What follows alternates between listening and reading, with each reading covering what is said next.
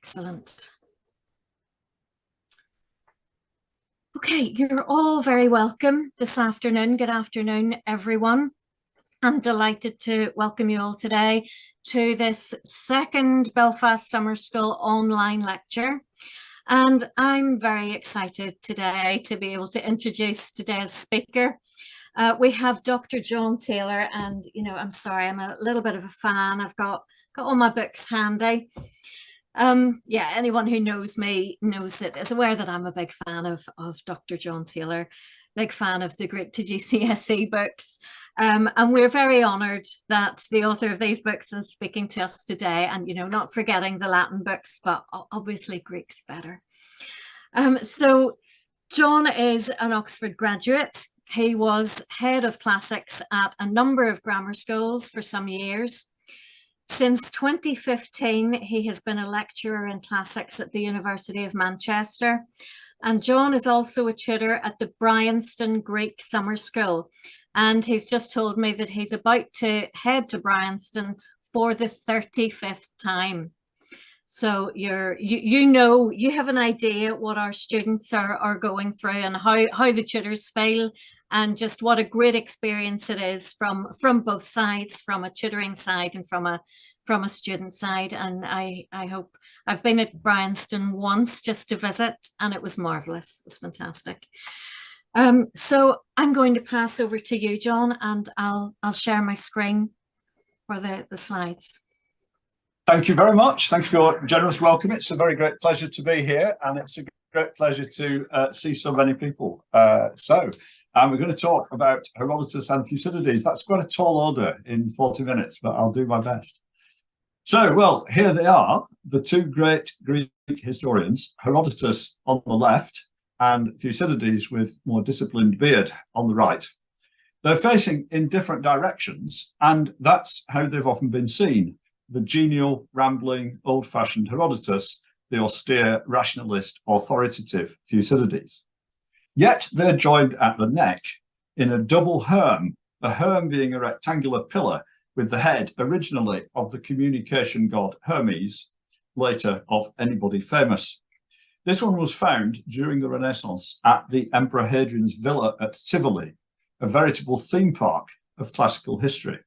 It's a 2nd century AD copy, thought to be anyway, of a lost Greek original. So we're looking back through several layers of historical memory. 5th century BC historians were already looking back, not just because that was their job, but because all Greek literature looks back to Homer. To understand how Herodotus and Thucydides relate to each other, we need to think first about how both of them relate to Homer. So next slide, please. So we're talking about 3 big wars and 3 big books: Homer on the Trojan War, Herodotus on the Persian Wars, and Thucydides on the Peloponnesian War. The Trojan War probably belongs to about 1200 BC, the Iliad roughly 500 years later.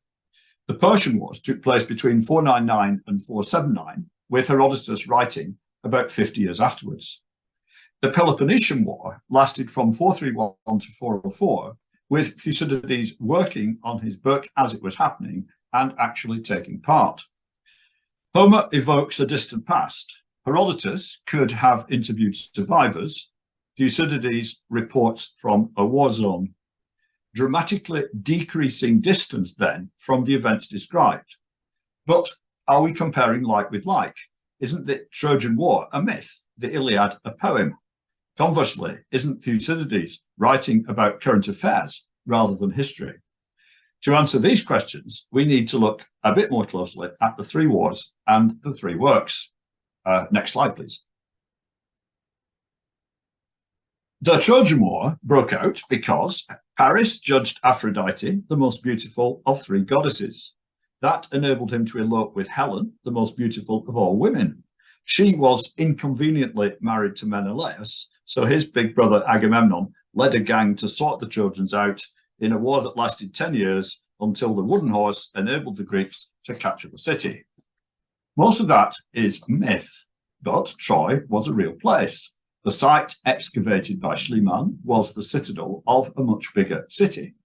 It was destroyed and rebuilt several times. Both activities must have been worth someone's while. Troy controlled entry to the Black Sea. The Greeks wanted valuable commodities from there, including gold collected in sheepskins pegged to the beds of streams, what you might call golden fleeces. When the Trojans raised tolls on incoming ships to intolerable levels, the Greek ship owners banded together and sacked their city, and the cycle began again. Most of that is history. There wasn't a Trojan War, but there were Trojan Wars.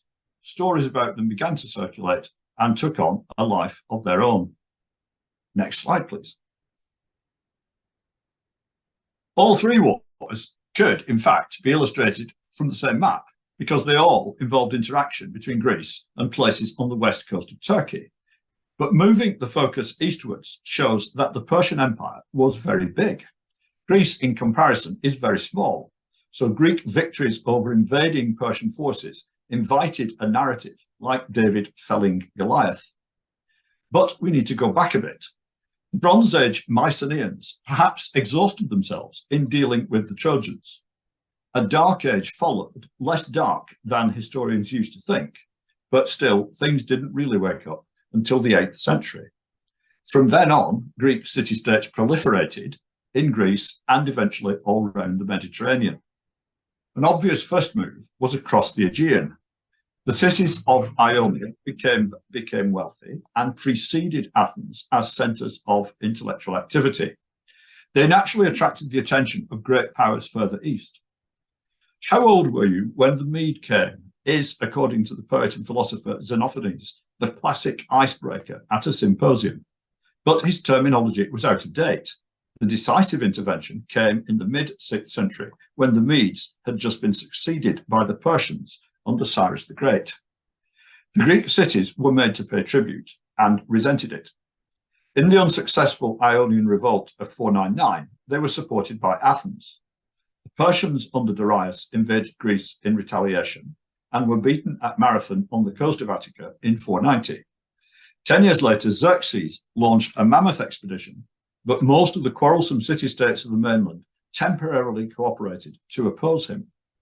After Leonidas and his 300 bought valuable time at the pass of Thermopylae, the Persians suffered decisive defeats in a naval battle at Salamis near Athens in 480, and in land battles the following year at Plataea in central Greece and at Mycale in Ionia. Sparta exercised nominal leadership, but the initiative of Athens was crucial, particularly at Salamis. Athenian orators were dining out on the story 150 years later, though the Persian version was perhaps closer to an indifferent shrug. Next slide, please. Persia retained control of Greek cities in Ionia and remained a threat. A couple of centuries earlier, when other cities were sending out colonies, Sparta had instead made the population of neighbouring Messenia into serfs called helots, whose enforced labour both enabled and required Spartan concentration on military prowess and on the Peloponnese. But in 478, most of the other states who had resisted Persia regrouped under Athenian leadership as the Delian League, based on the sacred and powerless island of Delos, to maintain the campaign against Persian encroachment. Members contributed ships or money. The League steadily changed into an Athenian empire. Allies became subjects, the recalcitrants were brought to heel, and most were persuaded that it was easier to pay up than to man ships.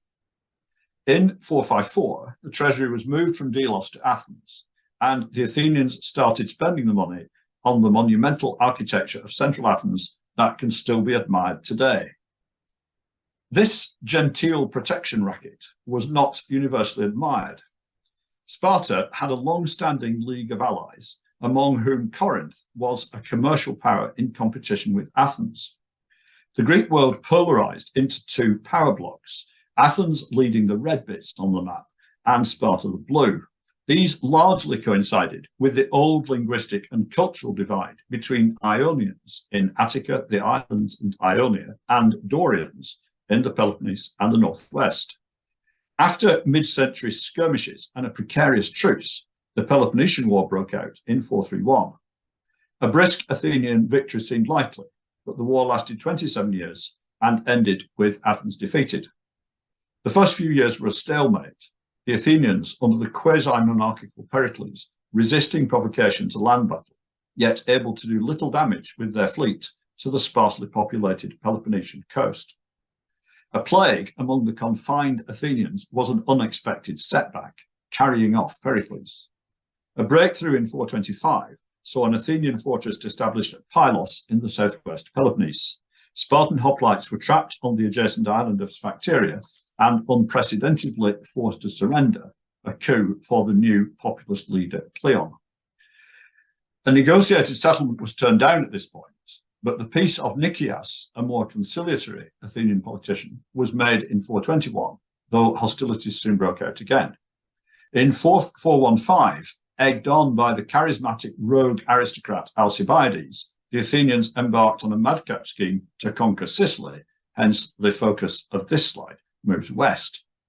Disastrous defeat at Syracuse 2 years later led to turmoil in Athenian politics and rebellion among the subject states, but Athens recovered to a remarkable extent and fought on for 9 more years. Ionia became the main theatre of action as both sides tried to get help from the slippery satraps governing Persian provinces. In this and in the whole war, Sparta came out unexpectedly on top. Next slide, please. Let's think now about what Homer bequeathed to the 5th century historians. The Trojan War is set in a glorified past.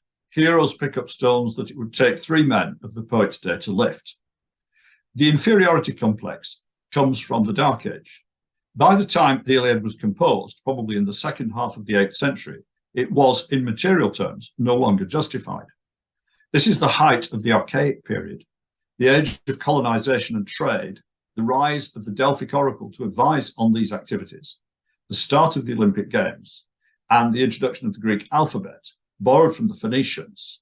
The Mycenaean linear B, probably only ever used for administrative purposes, had long since died out. The sense of new possibilities is likely to have generated the epics. Everyone accepts that they are the product of a long oral tradition, with its elaborate system of formulaic expressions and typical scenes to help bards arrange their material and not grind to a halt. The question is how we get from that to what's in an Oxford text. I don't myself believe that great literature is produced by spontaneous coagulation, and I have a low view of the capability of committees. Most readers of the Iliad, I think, sense an organizing intelligence. The likely hypothesis is that an exceptionally talented bard saw in the new availability of writing the means to create a poem of unprecedented scale and sophistication, and that a text recognizable as our Iliad was created by dictation over many years, but within the lifetime of the poet. And the Odyssey, in the same way, a generation later, its author probably not the same poet, but another who knew the Iliad in detail. A lesser poet with a blank canvas might have started with the antecedents of the war and gone on to its end. Homer starts in the 10th year. So just the grand finale? Well, no. The poem ends before the death of Achilles and the fall of Troy. The Iliad covers about 7 weeks, and most of the fighting occupies just 4 days. Earlier events are recalled and later ones foreshadowed, but we also get the sense of a very long war just by reading a very long poem. It paradoxically combines monumental scale and rigorous selectivity. Traditional material, the catalogue of ships, the duel between Paris and Menelaus, is moved from its obvious place to reenact the start of the war. Helen on the city walls introduces the Greek heroes ostensibly to the old men of Troy, but in fact to us. The poet is ever conscious of his audience, but as narrator, he is both omniscient and self-effacing. Occasional condemnatory adjectives, for example, in describing Achilles' treatment of Hector's corpse, are the exceptions that prove the rule. Characters reveal themselves by what they do and say, not by authorial comment. The Iliad is about conflict, not just between Greeks and Trojans, but within the Greek camp. Verbal sparring is admired as much as action on the battlefield. About 45% of the poem is direct speech, and the quarrel between Achilles and Agamemnon occupies most of the first book. When the fighting starts, the Greeks are quietly disciplined, the Trojans a noisy rabble. But our perception changes. Some of the most sympathetic characters are Trojans. Some critics see Hector rather than Achilles as the tragic hero, and the poem ends with his funeral. The Iliad is remarkably un-chauvinist. In Book 6, the Greek hero Diomedes recognizes in the Trojan ally Glaucus an hereditary guest friend, and they exchange armor instead of killing each other. The poem has a double perspective on its central subject matter. War is seen as glorious and exhilarating, but also tragic and wasteful. Without war, there would be no heroes and no Iliad. But war makes sons predecease fathers. Death in a distant land leaves the family farm to be divided among distant relatives. The poem makes no attempt to reconcile these perspectives. War is an intensified version of human life, given urgency by its constraints. The gods are ever present. They can be scary, hollow at the beginning of book 1, or frivolous, ignoring pesky mortals in their feasting at the end of the same book. They frequently intervene to help their favourites. The phenomenon of double determination, Athene stopped Achilles drawing his sword against Agamemnon, and he thought better of it, plants the idea that they could be detachable. The Homeric gods are there, not so much for causation as for contrast with mortals. Their life may seem easy and enviable, but it lacks challenge. We realise we wouldn't really want it. The Iliad reconciles us to mortality. Hector knows a day will come when Troy will fall. Andromache runs a bath for him when we know he is already dead. The end of the epic, like its beginning, moves traditional material, now for pre-enactment. The funeral games for Patroclus evoke those for Achilles that will soon follow. In book 24, Priam crosses the battlefield by night to ask Achilles for his son's body. He is escorted by Hermes, shepherd of the dead. This eerie journey foreshadows the one he will soon make to the underworld. Over the course of the poem, supplications are rejected with increasing harshness, but this final one is accepted.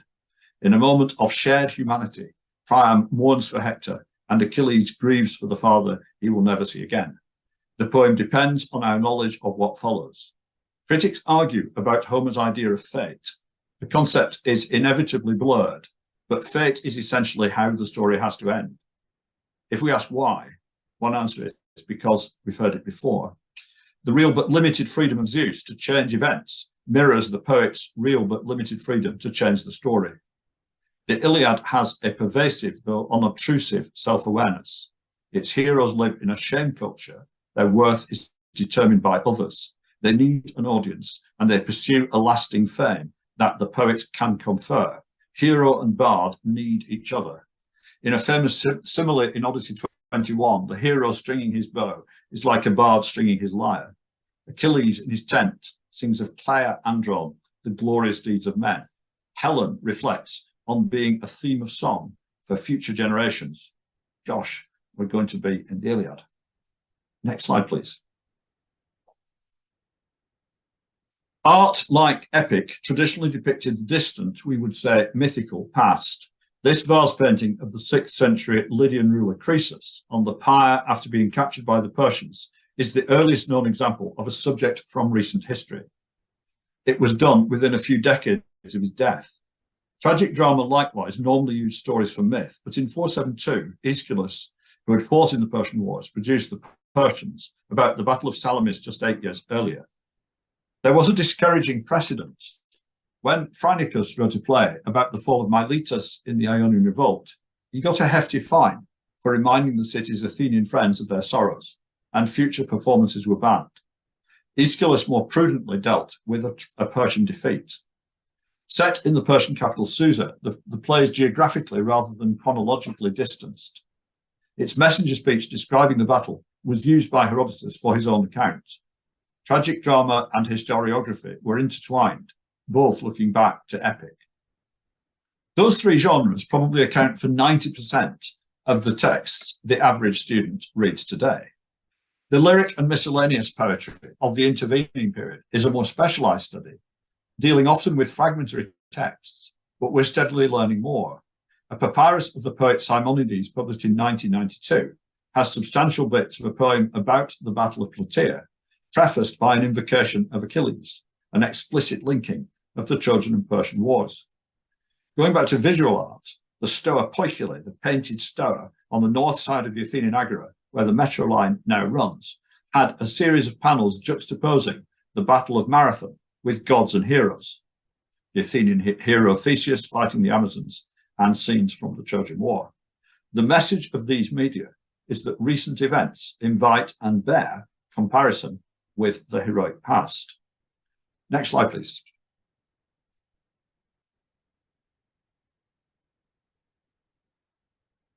If great deeds could still be done, great books could still be written about them.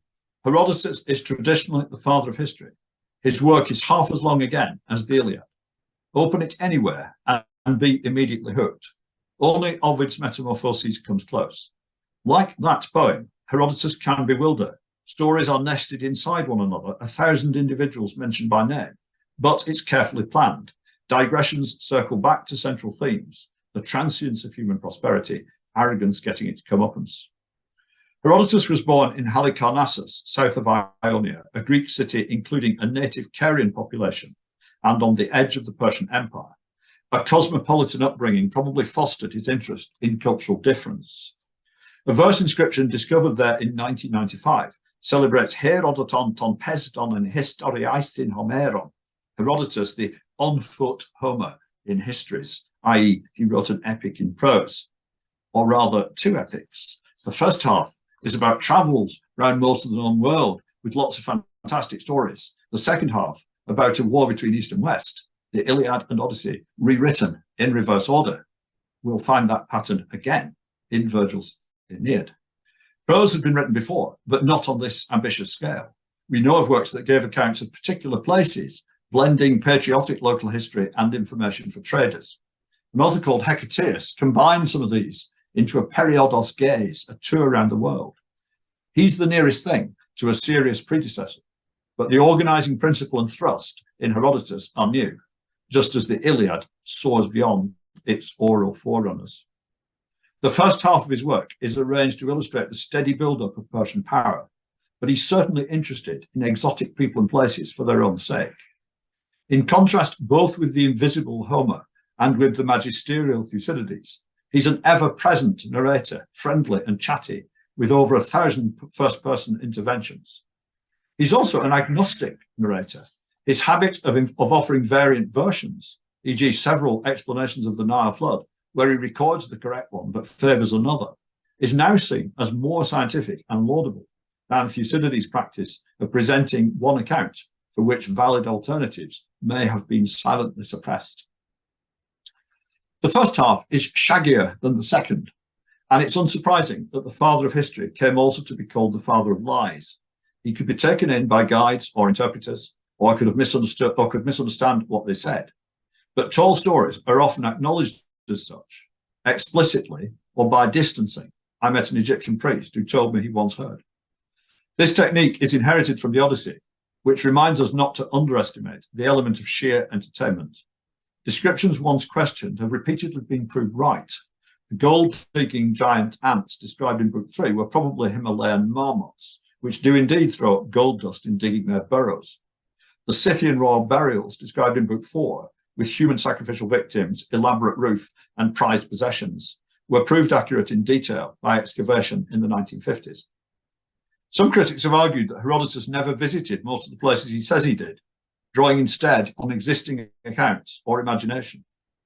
But his easy recourse to cross-reference, this thing I saw here reminds me of that thing I saw there, makes this implausible. He has a traveller's curiosity about means of transport, particularly by water. He was probably closer to a footloose backpacker than leader of a grand entourage. He may have supported himself by trade, for example, in wine, like the poet Sappho's brother. But a raconteur of his quality probably never had any trouble getting a free dinner and a bed for the night. The first sentence of Herodotus, acting as a title page, says, "This is the apodexis, the showing forth, i.e. publication, of the historiae, inquiry, of Herodotus of Halicarnassus, so that great and marvellous deeds, some apodekthenta, shown forth, i.e. performed, by Greeks, some by barbarians, should not be akleia, lacking glory. Equating by cognate words the delivery of heroic deeds and of his own work echoes the mutual dependence in Homer of hero and bard. The historian confers kleos, as the poet did. Herodotus traces early East-West conflict in myths about tit-for-tat snatchings of women, parodying popular accounts of how wars start. But such uncertain hearsay is swept aside in favour of the man Herodotus actually knows to have first injured the Greeks by subduing their cities and demanding tribute. Croesus is an ambiguous figure in the narrative, facing two ways: an Eastern ruler, yet a donor to Delphi, a symbolic precursor of Xerxes in relation to the Greeks, yet himself the victim of Persian aggression. Croesus is visited by the Athenian statesman Solon on his travels, the first example of a recurrent Herodotean character, the wise man whose warning is ignored, and surely a figure for the historian himself. Solon refuses to flatter the king by naming him the happiest man in the world, awarding the prize instead to an Athenian called Tellus, who, resolving the choice offered to Achilles between glory and longevity, lived to see his grandchildren, yet still died heroically in battle. His name with two landers inevitably evokes Telos with one, the end to which Croesus should look. His life could yet go wrong, and it soon does. His son is killed and his kingdom conquered by the Persians. An ancient critic described Herodotus as philobarbaros, pro-barbarian. That was intended to be derogatory, but we might now see it as a compliment. Like Homer with the Trojans, Herodotus presents Cyrus in a generally good light, allowing Xenophon later to portray him as an ideal ruler. Darius gets a reasonable press and conducts a Greek-style experiment about cultural relativism. A tribe that burns its dead is horrified by the thought of eating them, and vice versa. Xerxes, in contrast, seems the typical hubristic tyrant. Determined to invade Greece, he ominously ignores the warnings of his uncle Artabanus, who had previously warned Darius against his invasion of Scythia, which ended in disaster.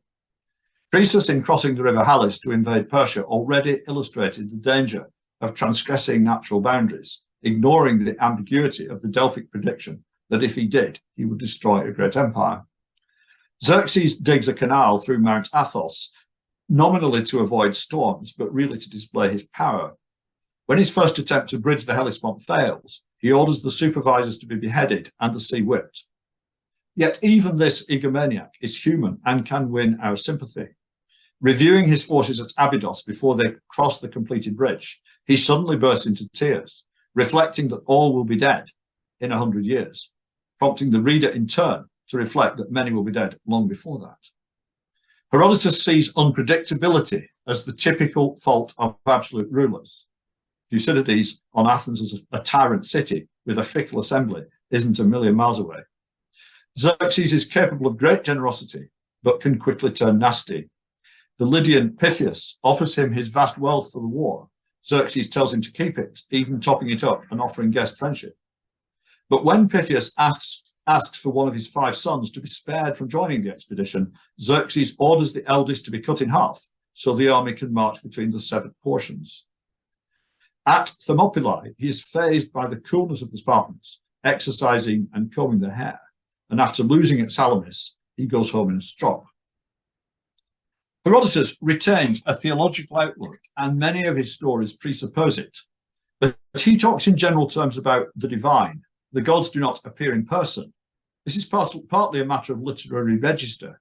Anthropomorphic gods belong in stories about the distant past, as Virgil would also realize.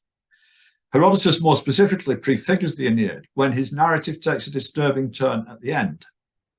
Sailing north after the Battle of Mycale, the Greeks find the Hellespont bridge already broken. The Spartans, never keen on fighting far from the Peloponnese, return home. The Athenians, anxious about their grain supply from the Black Sea, remain, and under the leadership of Pericles' father Xanthippus, besiege Persian-held Sestos, close to where Xerxes' bridge ended. We are told that the Persian governor Artaxerxes had earlier robbed and violated the shrine of the hero Protesilaus, the first Greek to land and be killed at Troy. The start of one war echoed at the end of another. The Athenians capture Sestos and with excessive cruelty crucify Artaxerxes. As he is dying, they stone his son to death before his eyes. The Athenians seem to be embarking on a quasi-Persian career of imperial tyranny and aggression. Herodotus embodies his own theme of the wise advisor whose warning is ignored, and in so doing provides a clue for his success, a cue for his successor. And have the next slide, please.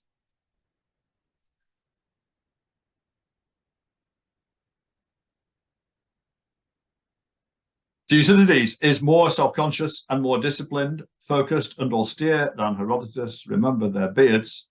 He was an Athenian aristocrat related to the royal family of Thrace up in the north, where his family had mining interests. He was almost certainly the grandson of an earlier Thucydides who was a conservative opponent of Pericles.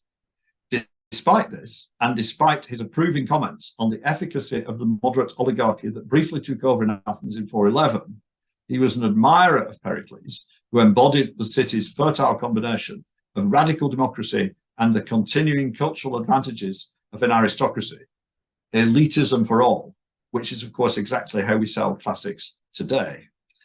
Thucydides was probably in his early 30s when the Peloponnesian War broke out.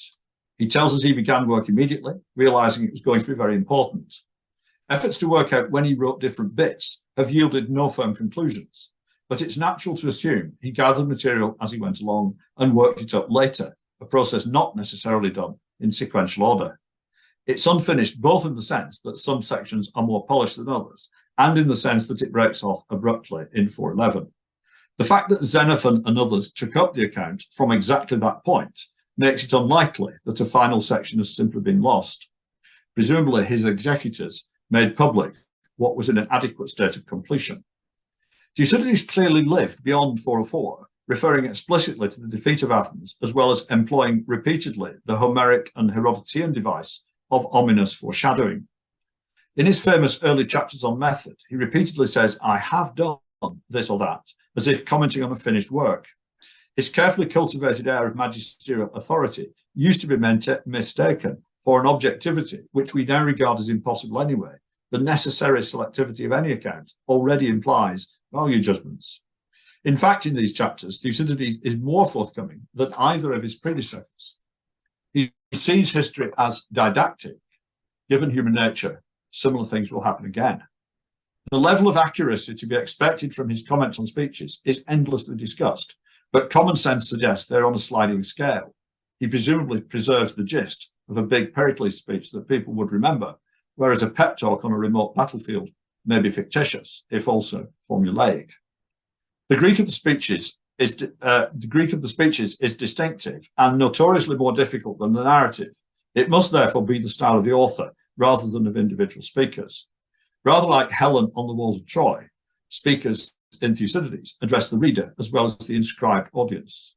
Thus we hear echoes of one speaker in the words of another elsewhere and later, especially on the central topic of the nature of Athenian imperialism, increasing in harshness like the successive rejections of supplication in the Iliad. The speeches have been well described as psychological x-rays. Speakers are more frank than they would realistically be. The intense and complex style of the speeches is used also for the passages of analysis characteristic of Thucydides, but without precedent in Homer or Herodotus. Book 1 has an impressionistic survey of early Greek history, claiming that everything was on a small scale. Thucydides is upfront in asserting the greater importance of his own war, and therefore of his own book. He's on a bit of a sticky wicket because although his war lasted longest, it wasn't really intercontinental like the others. His other main point is the centrality in Greek history of thalassocracy, sea power. From Minos onwards, whoever rules the waves can, and usually does, also waive the rules.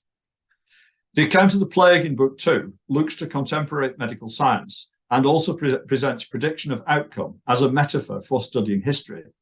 The account of civil strife in Corcyra in Book 3 is explicitly flagged as a representative example. Every city-state had internal conflict while the main war was going on. Thucydides never mentions Herodotus by name, but corrects him on a few minor points and seems to have him in mind when he describes his own work as a possession for all time, rather than a superficially more attractive competition piece for an immediate audience. In fact, it's hard to believe Thucydides couldn't be persuaded to try out a few passages at a symposium. His digressions on Persian War leaders are written in a markedly Herodotean style, the Athenian Themistocles, who masterminded Salamis, is a model of Thucydidean foresight and a proto-Pericles. His brief summary account of the 50 years between the two wars illustrates his contention that the underlying cause of the Peloponnesian War was Spartan fear of the increasing power of Athens. The ambush on Sphacteria is explicitly compared to Thermopylae. Thucydides served as one of the 10 annually elected Athenian generals, but when he failed to prevent the northern colony of Amphipolis falling into Spartan hands, he was exiled. His third-person account of this episode has a dispassionate dignity and gives a rather favourable portrait of the uncharacteristically enterprising Spartan leader Brasidas.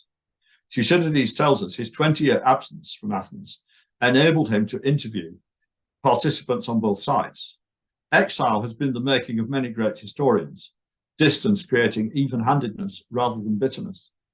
Thucydides is by no means blind to the tragedy of war, singling out examples like the raid by some Thracian mercenaries on a school at Mycalessus in Boeotia, and commenting with understated pathos that few out of many returned from Sicily.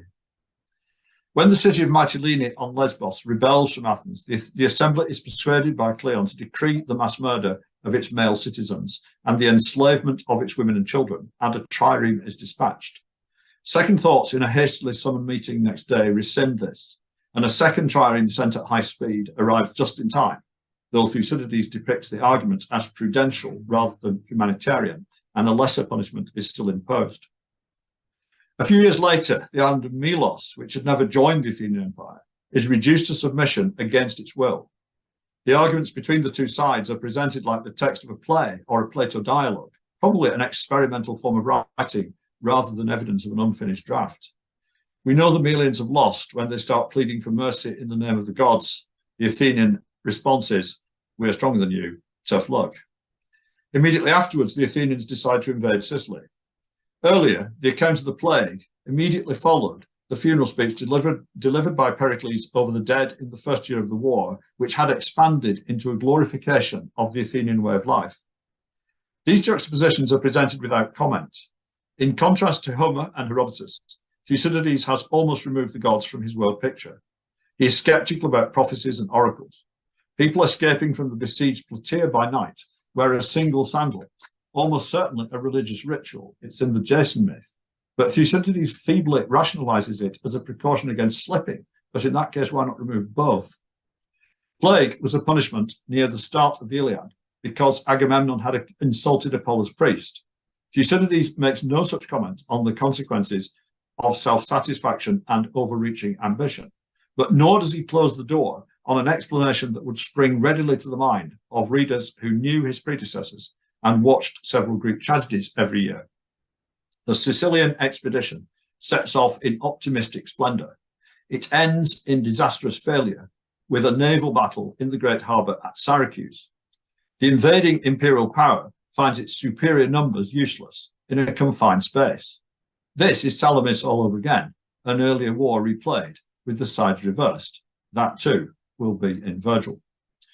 Already in the assembly debate on invading Sicily, we could hear an echo of the Persian debate over invading Greece, with the cautious Nicias in the role of Uncle Artabanus. Already at the end of Herodotus, Athens was taking on the role of Persia.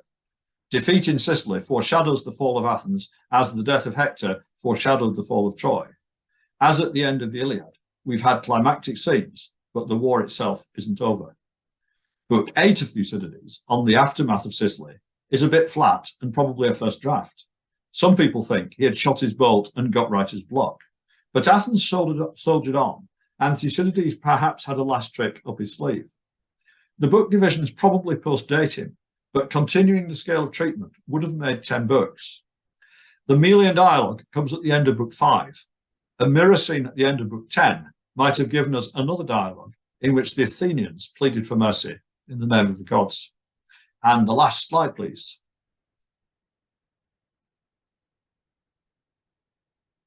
So, a judging together, a comparison, Σύγκρισις, like we get at the end of Paired Lives in Plutarch.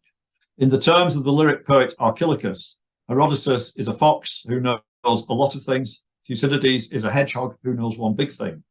In the terms of educational psychology, Herodotus is a diverger who enjoys throwing out ideas in all directions. Thucydides is a converger who enjoys homing in on a knotty problem. Both works are basically narrative, but the standout features in Herodotus are stories, in Thucydides, passages of analysis. Herodotus offers different versions and often can't decide between them. Thucydides gives one magisterial account, burying alternatives. Herodotus relishes cultural diversity. Thucydides concentrates on war and politics, but psychological insight and human sympathy are there in both. Herodotus has a vast and diverse cast. The characters in Thucydides are mostly Greek men. Herodotus has a novelist's gift for replicating conversation. Thucydides excels in writing formal speeches. The mysterious movement of a divine hand is pervasive in Herodotus. Thucydides has, at least ostensibly, detached the gods. The reputations and popularity of the two historians have fluctuated. 16th century Jesuits read Herodotus in South America and observed customs like those he described. Thomas Hobbes translated Thucydides in the political turbulence of 17th century England.